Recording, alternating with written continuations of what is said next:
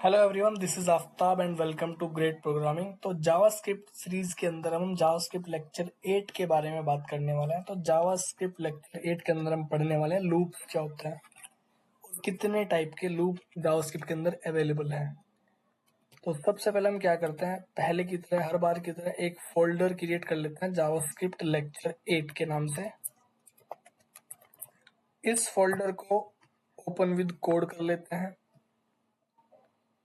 और यहाँ पे हर बार की तरह हमें दो फाइल क्रिएट करनी है, एक HTML की फाइल और एक जावास्क्रिप्ट की फाइल।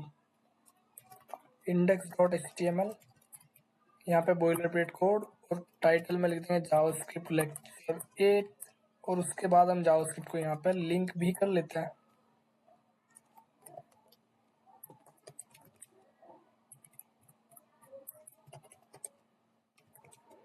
और जावास्क्रिप्ट की फाइल को हम यहाँ पे क्रिएट भी कर लेते हैं। अब अगर किसी ने हमें ये बोल दिया कि तुम्हें एक मैसेज प्रिंट करना है हेलो, तो तुम क्या करोगे, console.log के अंदर हेलो प्रिंट करवा दोगे। अब इस फाइल को हम रन करते हैं।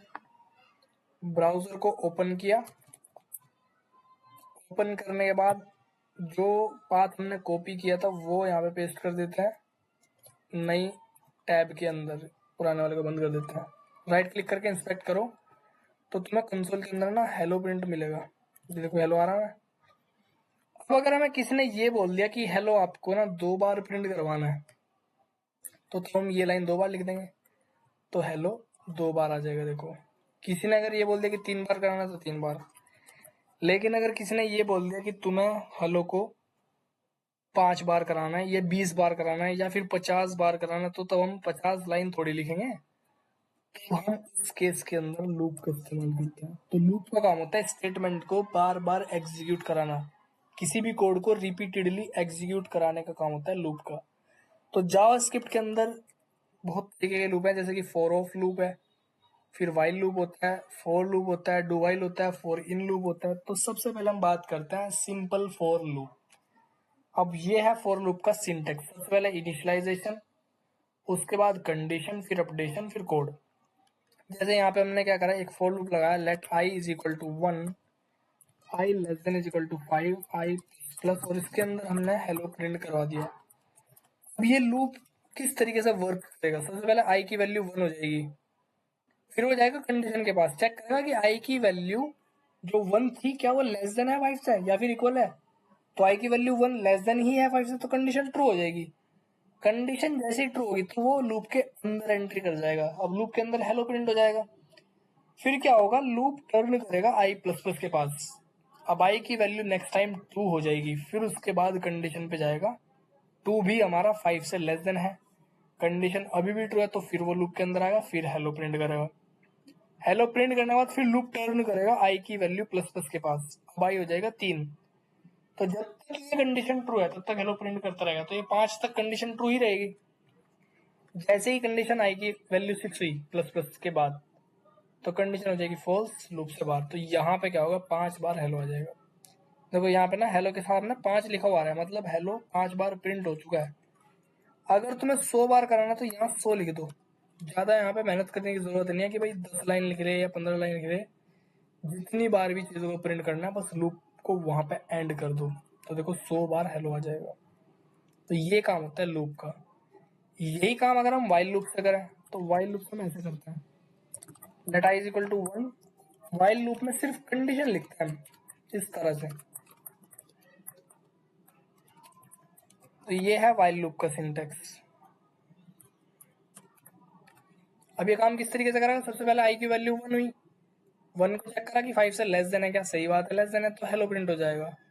हेलो प्रिंट होने के बाद i की वैल्यू होगी प्लस प्लस, फिर आ गया लूप का ब्रेस। तो लूप का जब क्लोजिंग ब्रेस आता है ना तो वहां से लूप टर्न करता है, तो वो टर्न करेगा कंडीशन पे, क्या i की वैल्यू 2 5 से लेस देन या इक्वल है, बिल्कुल सही बात है इक्वल है, लेस देन है तो 2 5 से लेस देन है तो कंडीशन ट्रू, हेलो प्रिंट हो जाएगा। फिर नेक्स्ट टाइम i की वैल्यू हो जाएगी 3, 3 भी 5 से लेस देन है तो हेलो आ जाएगा, 4 भी लेस देन है, और जब i की वैल्यू 5 हो जाएगी, 5 पे भी कंडीशन ट्रू है क्योंकि इक्वल लगा रखा है हमने, तो 5 पे भी हेलो प्रिंट हो जाएगा। लेकिन जब i की वैल्यू 6 हो जाएगी तो 6 पे कंडीशन फॉल्स, लूप से बाहर। तो देखो 5 बार हेलो आ चुका है। तो ये वाइल लूप इस तरीके से काम करता है। अब बात करते हैं डू वाइल की। डू वाइल में क्या होता है कि डू लिखते हैं और डू के अंदर सीधा कोड लिखते हैं, और इसमें क्या होता है कंडीशन हम बाद में लिखते हैं। डू के अंदर पहले कोड आता है, फिर उसके बाद कंडीशन आती है। तो इस तरीके से डू वाइल लूप काम करता है। तो ये भी देखो 5 बार हेलो प्रिंट ही करवा दे। यहाँ पे क्या करेगा, वैल्यू प्रिंट करेगा ये, क्योंकि हमने आई को प्रिंट करा ना। तुमने अगर हेलो लिख दिया तो हेलो आ जाएगा 5 बार। देखो यहाँ पे समझ आ गया। तो इस तरह से हमारा डू वाइल लूप काम करता है। मान लो मैं एक नंबर क्वेश्चन दिया गया कि तुम्हें नंबर प्रिंट कराने हैं। क्वेश्चन ये है कि तुम्हें नंबर प्रिंट कराने हैं फ्रॉम 1 to 10। तो हम यहाँ पे क्या करेंगे, कोई सा भी लूप इस्तेमाल कर सकते हैं। मैं तीनों तरीके आपको बता देता हूँ। सबसे पहले for loop, let I is equal to 1, I less than is equal to 10, I plus plus. अब यहाँ पे हमें हेलो प्रिंट नहीं करना है, कंसोल डॉट लॉग के अंदर आई लिखना है। तो आई की वैल्यू पहले 1 होगी तो 1 प्रिंट हो जाएगा, फिर आई की वैल्यू प्लस प्लस हो जाएगी 2 तो 2 प्रिंट हो जाएगा, फिर 3, फिर 4, फिर 1 से लेकर 10 तक नंबर प्रिंट करवा देगा। देखो यहाँ पे। तो ये था फॉर लूप से। अगर यही काम मैं वाइल लूप से करना हो तो let is equal to 1 while I less than is equal to 10 and I को प्रिंट करा देंगे, उसके बाद आई को इंक्रीज कर देंगे। तो ये वाइल लूप का तरीका होता है। देखो 1 से 10 तक नंबर आ रहे हैं। अगर तुम्हें यही काम डू वाइल से करना हो तो let I is equal to 1 do के अंदर कंसोल डॉट लॉग आई को प्रिंट करा दो, उसके बाद आई को इंक्रीज करके और कंडीशन लगा दो लूप से बाहर यहाँ पे डू के बाद। तो इस तरीके से 1 से 10 तक नंबर आ जाएंगे। तो देखो यहाँ पे भी नंबर प्रिंट हो चुके हैं। तो डू वाइल इस तरीके से काम करता है। 2 लूप और बचा है, एक फॉर ऑफ लूप, एक फॉर इन लूप। हमने एक स्ट्रिंग ले लिया है, let str is equal to great. अब यहाँ पे लिखा हमने for let value of str और कंसोल डॉट लॉग वैल्यू। ये किस तरीके से काम करेगा, वैल्यू नाम का जो वेरिएबल है वो स्ट्रिंग का कैरेक्टर उठाता रहेगा, प्रिंट करता रहेगा, एक एक कैरेक्टर उठाता रहेगा, प्रिंट करता रहेगा। मतलब वैल्यू के अंदर पहले जी आएगा तो वो प्रिंट हो जाएगा, फिर आर आएगा वो प्रिंट हो जाएगा, फिर ई आएगा वो प्रिंट हो जाएगा, फिर ए, फिर टी। तो एक एक वैल्यू अलग अलग तरीके से प्रिंट हो जाएगी।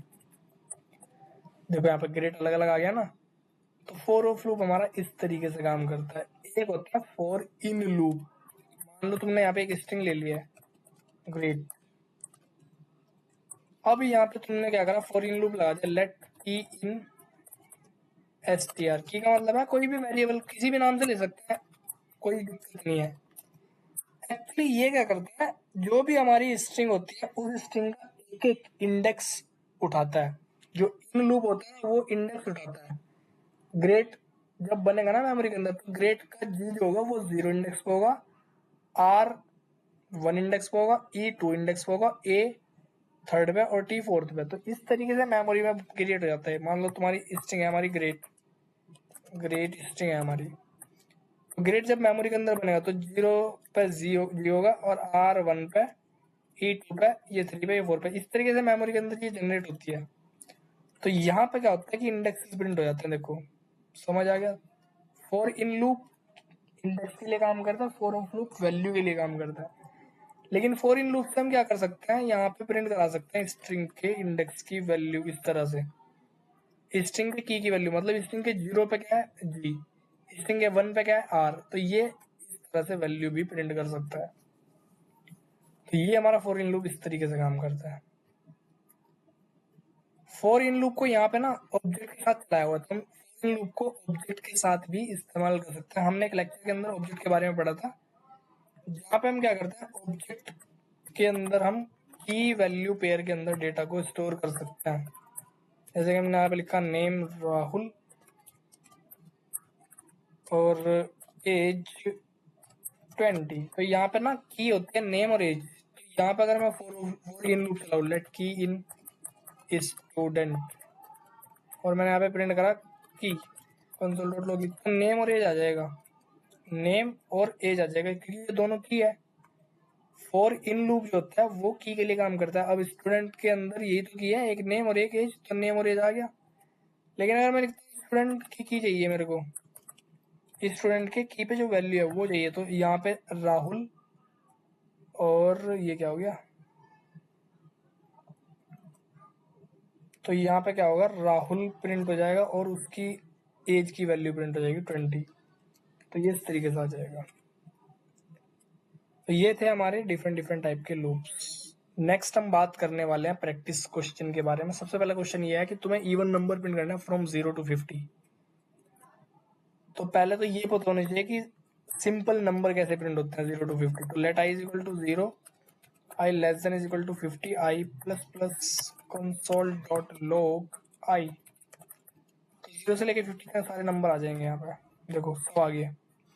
लेकिन क्वेश्चन कह रहा है कि 0 से लेके 50 तक तुम्हें सिर्फ इवन प्रिंट करना है। तो तुम्हें क्या करना पड़ेगा, इवन की कंडीशन लगानी पड़ेगी, जो हमने लास्ट लेक्चर के अंदर इफ एल्स पढ़ा था ना, वो वाली कंडीशन, कि हमें आई को चेक करना पड़ेगा कि आई हमारा इवन तो नहीं है। ये कंडीशन होती है इवन की। इवन है तो प्रिंट कर देंगे, नहीं तो प्रिंट होगा नहीं। तो सिर्फ इवन नंबर प्रिंट हो जाएंगे। देखो 0 के बाद 2 आ रहा है, ना कि 1।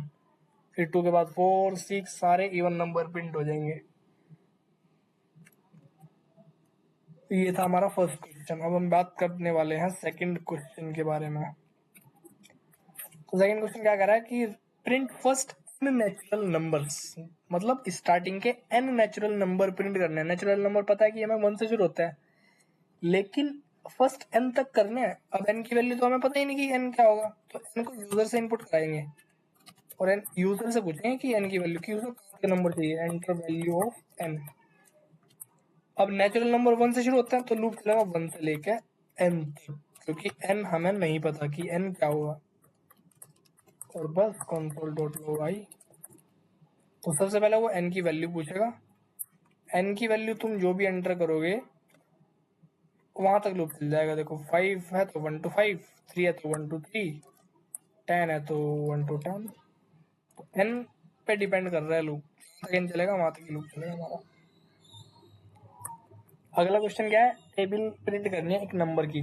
मान लो तुमने 5 दे दिया, तो 5 की टेबल क्या होती है, 5 फिर 10 फिर 15 20 इस तरीके से। तो सबसे पहले हम एक नंबर इनपुट करेंगे, उसके बाद